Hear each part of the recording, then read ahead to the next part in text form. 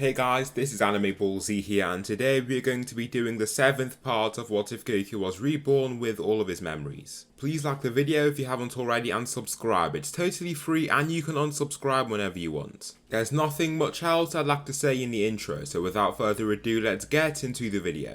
Slick talker since a jit. Winter time, all the time, ooh, yeah. Look at the way that I move, swag, disrespectful and I'm rude, okay. I had cocaine in the school. Following this, it's totally over for the Emperor and his plans have been foiled quite quickly. What is to come though is the Tournament of Destroyers. For now, Goku is currently training with Whis and is using the power of not just UI Omen but mastered Ultra Instinct. Whis hasn't even really started training the Saiyans to use the form, but it seems that Goku is already a step ahead. "Goku, are you from the future?" Whis asks as they spar. He is well away from the other Saiyans and has done this to make sure that he doesn't end up alarming them. "No, I'm not. I see you've picked up on how I have this power," Goku says, dodging an attack coming from the Angel Staff. "If not, you have to have been reincarnated in some way. Nevertheless, it's clear that you don't want to readily reveal that information, so I shall let you continue as you please." During this time, Goku has a main mission, and that is to acquire Broly somehow. He believes that it's better if they take him early and before Frieza can get his hands on him.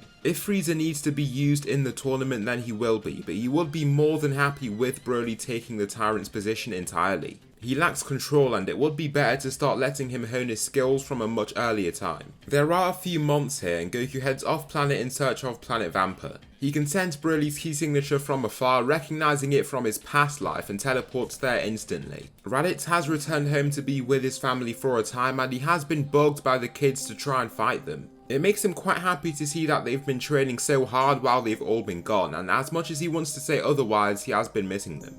"Alright then, show me what you've all got," Raditz says, while still in his base form. Raditz Jr. shoots toward his father and enters his Super Saiyan transformation. Goten and Trunks follow suit, also charging ahead. Raditz takes the first punch from his son and is surprised by the power behind it. Goten tries to attack him from the back while he looks occupied, but the back of him is certainly not his blind spot. He leaps into the air and remains untouched, but then Raditz lifts his arms. Raditz Jr. makes a triangular shape with them and enters his Super Saiyan 3 form. "No way," the Saiyan says, watching this glow from below him. The Super Neo Tri-Beam is held in his direction and soars up the sky. Raditz is hit by it head on, receiving quite a hefty bruise on his arms as he takes the impact. The attack causes a large explosion that dents the surrounding ground. Raditz Jr. then shoots another of these blasts in quick succession, but Raditz just manages to evade before he gets seriously hurt. The three Saiyans continue completely harassing the older Saiyan and he has to say he is quite astonished with what they're capable of doing. The power they've gained through just their own training is very surprising.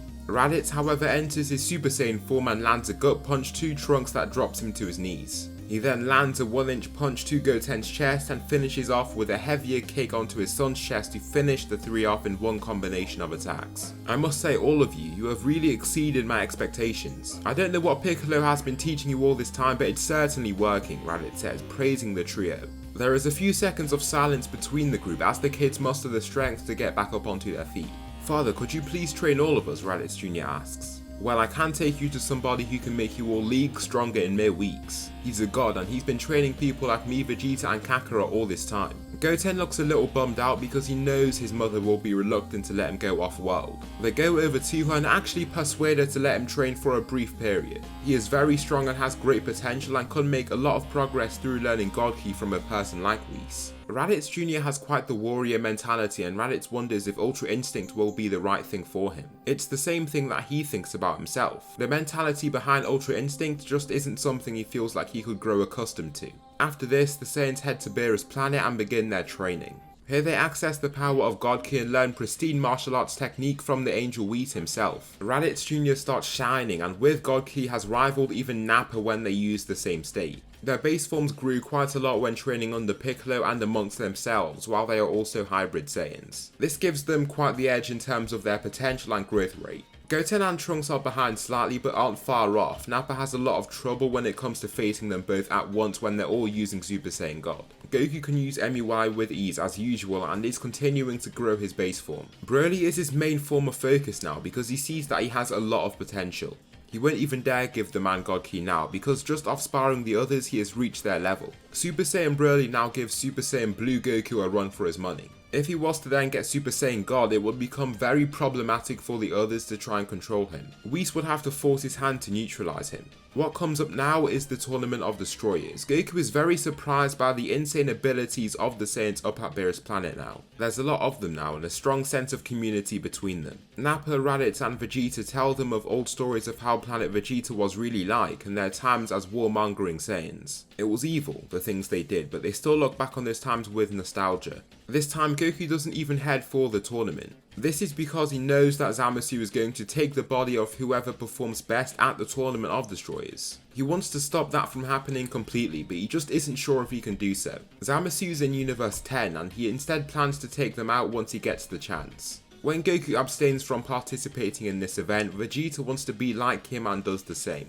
If Goku feels like it's below him, he must also feel the same way. They take the trio being Raditz Jr., Goten and Trunks. Finally they add Raditz into the mix. He's just there to make sure that if the kids mess up, he can step in and finish things off for them. Before the tournament begins, they still have their training period in the hyperbolic time chamber. These 4 Saiyans hop in together and spend a year, with extra resources being provided by Bulma's special capsules. Following this event, the 4 Saiyans who are set to participate have grown much stronger. Raditz has soared past Vegeta and is now the 3rd strongest Saiyan at the moment.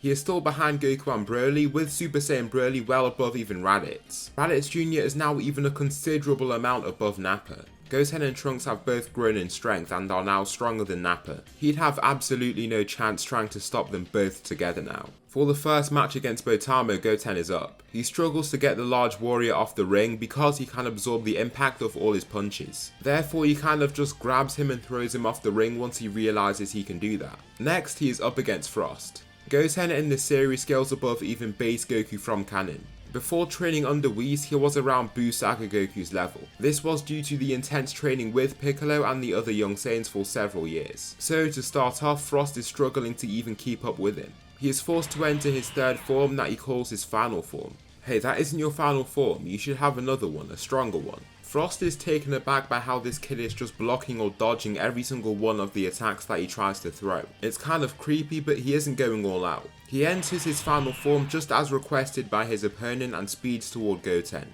He throws his first punch, but Goten slips past it and lands a powerful punch to his open chest area. The punch sent him staggering back and he has a cracked sternum from the impact. He wheezes in pain, grasping onto his chest before looking back at the kid. It's so confusing to him how a kid so small and feeble looking could pack that much of a punch. Beerus is just watching this elated. Goten, one of the weaker Saiyans living on his planet, in his base form has managed to give Frost a seriously tough time. Goten steps back, then begins powering up. His hair flows gracefully and his power starts to skyrocket. His hair becomes a bright red and he enters his Super Saiyan God form.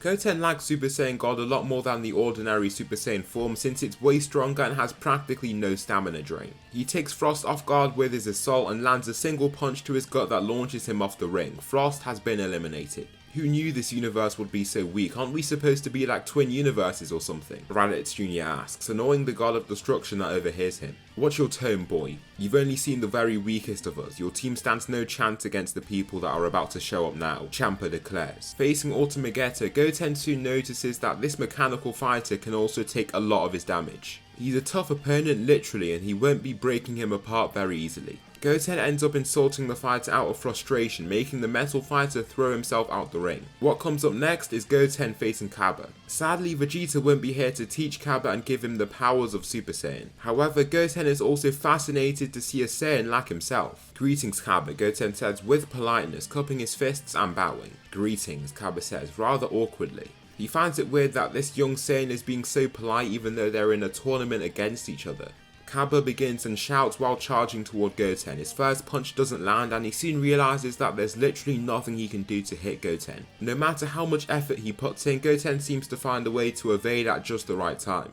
Why don't you go Super Saiyan, Goten asks, letting Cabba punch his chest. I'm sorry kid, but I don't know what that means, he says, before throwing a kick to his head. This hit lands again, but Goten just doesn't move. He grabs his leg and throws it to the side slightly before continuing. This is what I mean, Goten says, entering his Super Saiyan form. Goten looks startled, falling back a few steps upon seeing him power up. Can you not transform too? Goten asks, while Kaba shakes his head. How do you even do that? Kaba asks, fascinated by his glowing appearance. Well, you just need to have a strong emotion of some sort, a need, Goten explains. What are you doing, Kaba? This is not time for chit chat. Eliminate that saying immediately, Champa roars. Kaba, forced into action, leaps forward, but Goten grabs him, then throws him out the ring before he can do anything else. I'm sorry, Kaba, but I have to win this tournament, Goten replies. The following fighter that Goten has left to face is Hit, the trump card of Universe 6. Champa watches on tensely because if Hit can't do the job, it's over.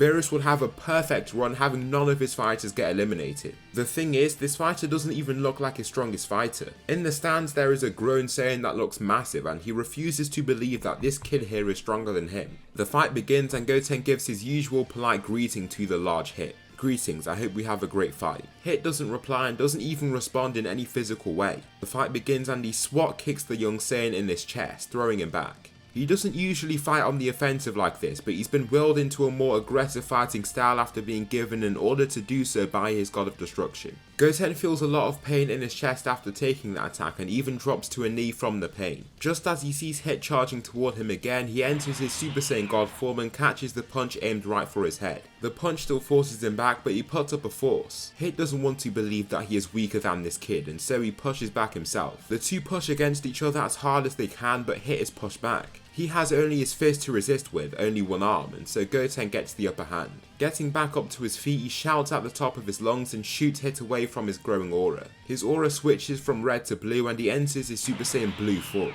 Once his transformation finishes, he assails Hit with a punch to his gut, then tries to attack him again. However, he disappears, then he receives a punch right to his face. The punch isn't impactful at all and he can't really see Hit anywhere. He struggles to locate the warrior, then he feels him heading straight for him from behind. Goten leaps right over him as he nears, then throws down a kick only to realise that he disappears again. However, Hit's attack is too easy to detect. He comes flying down with a kick, but Goten rolls forward to evade his incoming attack. As Hit lands, Goten turns around swiftly and launches a ki blast to try and catch the assassin. His blast is too fast and he is forced to take his blow head on. This leaves a nasty bruise on his forearms, then Goten tries to take him by surprise with his immense speed. This is something that he succeeds in doing and he wallops him with a punch to the face, then follows up with a wave of punches to keep him occupied.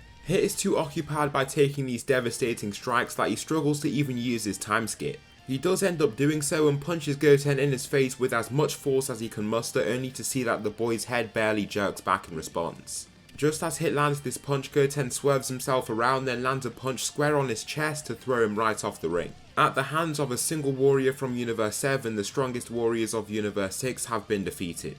Good job, Goten, Raditz says, with praise, lifting off his seat with applause. Beerus is also clapping, but he just looks to his brother to taunt him. The tournament has ended and Universe 7 reigned victorious in a complete landslide. So that will conclude the 7th part of What If Goku Was Reborn with all of his memories. Sorry for the shorter video and slight delay, I was sick so my work rate decreased significantly. From now on my uploading frequency should be as it usually is. Please tell me something you liked about this video or something that I should improve on for the next one. Thanks so much for watching and I'll see you in the next video.